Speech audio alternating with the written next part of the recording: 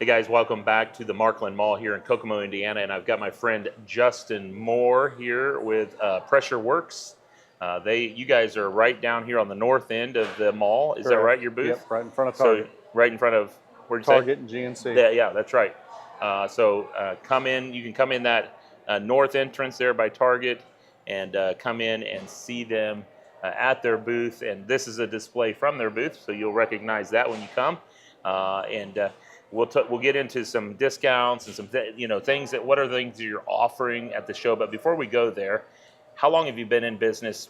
How did Pressure Works start? I've been in business since 2007, so 18 years. Wow. I was employed at Chrysler, laid off currently, and looking for something else to do, and started it in 2007. That's a great story, and so just trying to get out to 2007.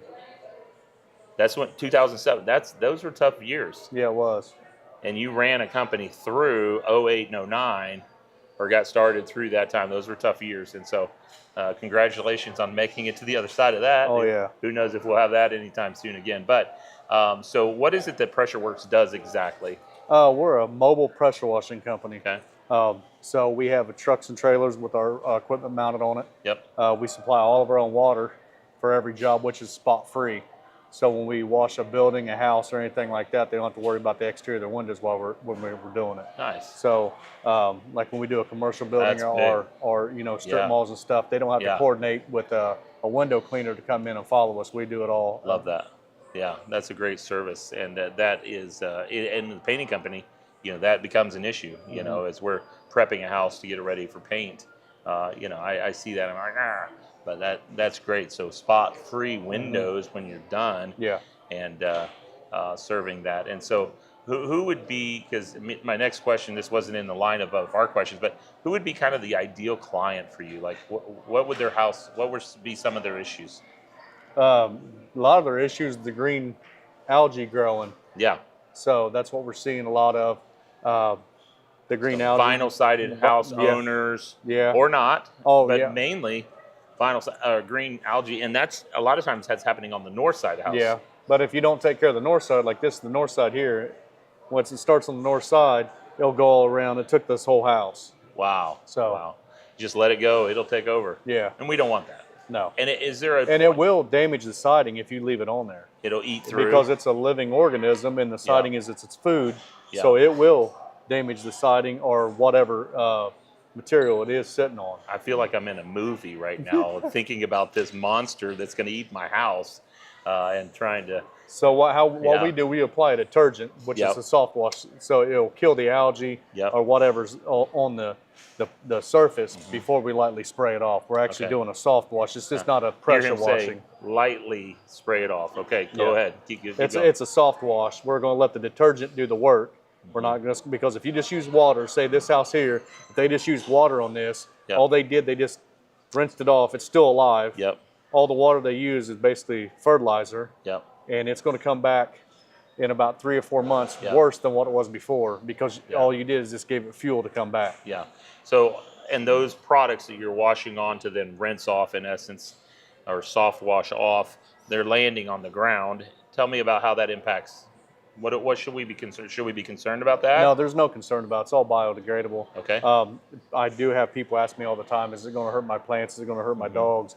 What we do on the plants, we water them down. Yep. We apply the chemical, the detergent, and then we come back and spray your plants off again.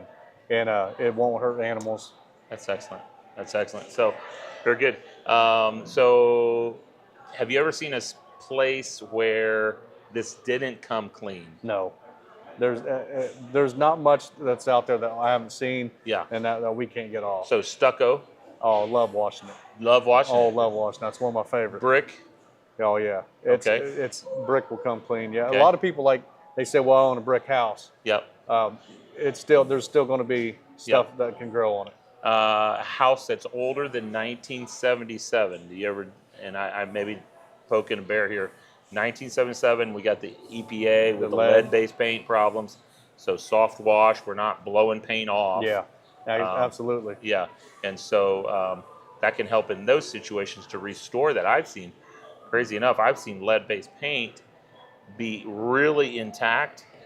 And I mean, as awful as it was really a great product. I mean, it just held its life, and then guys would just wash it, and it just looks almost brand new. And so if your paint's in good tact, talk to me about that. Like, when you soft wash something and you've got good paint, should somebody be doing that on a regular basis? How often should we be doing this? When we see the algae, or it all depends on the homeowner. Some guys, some people we wash for every year, and then some we don't come back for 5 or 7. Okay. Some that we never see again. Yeah. We have a couple clients, several clients that we wash every year, and like I just did one yesterday, and he said, "I'll see you in the fall." Yeah. He's like, "I like to have my house washed twice a year." Nice. So, and it was an aluminum painted sided house. Okay. And that's the reason why he called us, because he knew we did soft washing. Yep. He didn't want the pressure on his aluminum siding. Yep. Because I mean, otherwise. Now my daughter works at Spring Hill Camps, and she's wanting to do some soft washing on their buildings, and the guy's like, you can't power wash it, or otherwise it's going to blow the chips off. But in that, power washers know that difference and how to stay closer to that. So, well, this is fun. There are clients that need this, and they need to come and see you and connect with you. And what's the best way for them to connect with you? At the show, obviously. Yeah. If they connect with you at the show, do you have any kind of offering, a show offering? Are you doing anything like that? We haven't probably talked about that. It's just a 10% discount. Okay. What I'm giving out now. Yeah. And then we will beat or meet any competitor's price. Okay. Written estimate by 10%. Okay. I've always advertised that. Wow. Nice. That's great. And then, but if they don't catch you at the show, they can catch you. How else do they best reach out to you? Have a Facebook page, have a website. They can call or text. Yep. Phone number 765-210-4012. Okay. And I've seen either your truck or lots of your trucks running around here, so that's great. So you'll see them in Kokomo. Where else do you serve besides kind of Howard County?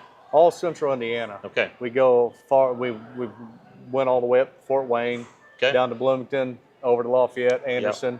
Basically, all Central Indiana. A lot of houses in that area that need power washed. Oh, yeah. So that's great. So, Justin, what are you doing personally? I like to ask this question. What are some things that you're doing personally to make Justin a better person? Do you have a certain book you read, or books you're reading, or podcasts you listen to? What are you doing to kind of grow Justin as a person? Just trying to, be around people that are doing the same thing. And have mentors. Yeah. And listen to, for good advice. Yeah, sure.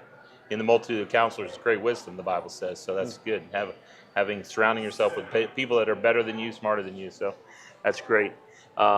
We were just talking before we got on here about the Kokomo Urban Outreach Program, and last year you donated some tickets to the Jackrabbits. Yes, I did. Yeah, I was fortunate enough to get, it was like 40 or 50 tickets to the Jackrabbits party deck, which they got to set up there. All food and drinks were provided. Yep. And I donated all those tickets to them. Yeah.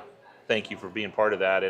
And these kids are learning, kind of some hands-on skills, some soft skills. I was talking to Heidi and Deanna about that, and they're looking for volunteers. They're looking for people to donate, obviously, and I know you'll think about that because you're already doing that. You're thinking about, where can I do that? So I really appreciate you doing that. And if you, maybe we should put on a soft washing clinic for the kids. You and I, we can do that together. Yeah, that'd be great. Get a power washer. Yeah. Well, I know it's power washer got that kick on it. Yes. Yeah. Nobody's getting on a ladder.